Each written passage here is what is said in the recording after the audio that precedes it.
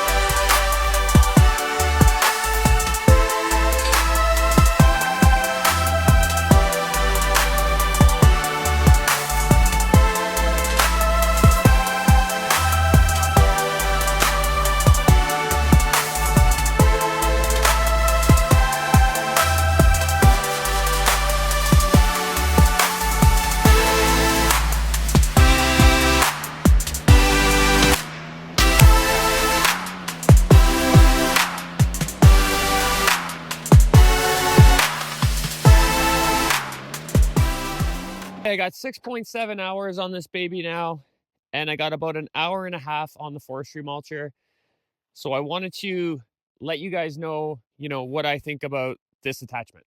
So I'll first say that this thing does work, but does it work that efficient? Not really. It doesn't work that great. It really doesn't have enough power or hydraulic flow to make this thing work as efficient as I think the attachment probably could work.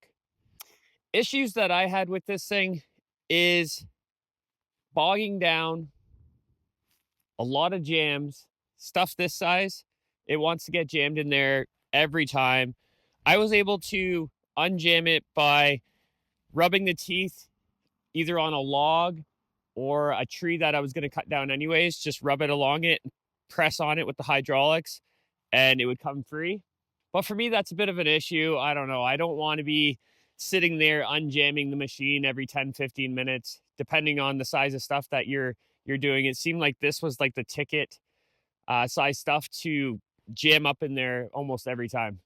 So if I had to do things over again, would I buy the Derette Forestry Mulcher? I wouldn't.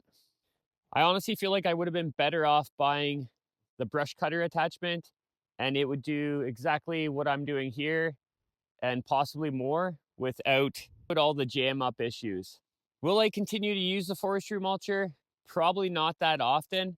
I feel like it is putting a lot of stress on the hydraulics. I keep running this thing in the long run. I'm probably gonna just damage something on the machine. So I think if you're gonna get the forestry mulcher, you have to know that you can pretty much go through stuff like that efficiently.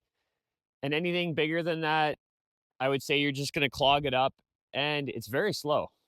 I feel like with a higher powered skid steer, it would just power through no problem. But on this machine, it's a bit of a fail in my opinion. But anyways, guys, that is my opinion on this attachment. I still love the machine. I love all the other attachments so far. This is the one attachment that I would say fails in my book, but I'm definitely not trying to make up your guys' mind if you guys want to buy this attachment or not. Please just take my opinion with a grain of salt. I'm a bit picky when it comes to things. I feel like if you're buying this for just around the property, it would do the job. It would be okay. And you know what? If you get the odd jam, every 10, 15, 20 minutes, it's not a big deal. You unjam it, you continue on.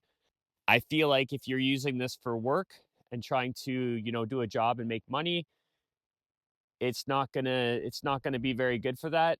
You're gonna be sitting there unjamming the machine, more than, getting the job done. It's not a professional mulcher in my opinion at all. As always, guys, thanks for watching. I know you guys probably wanted to see, more V1000 action. So did I. My property is slowly drying up, so I'm playing with it more and more. But thank you so much for watching, subscribing, liking, commenting. I appreciate you guys all, and I will catch you guys on the next one. Peace.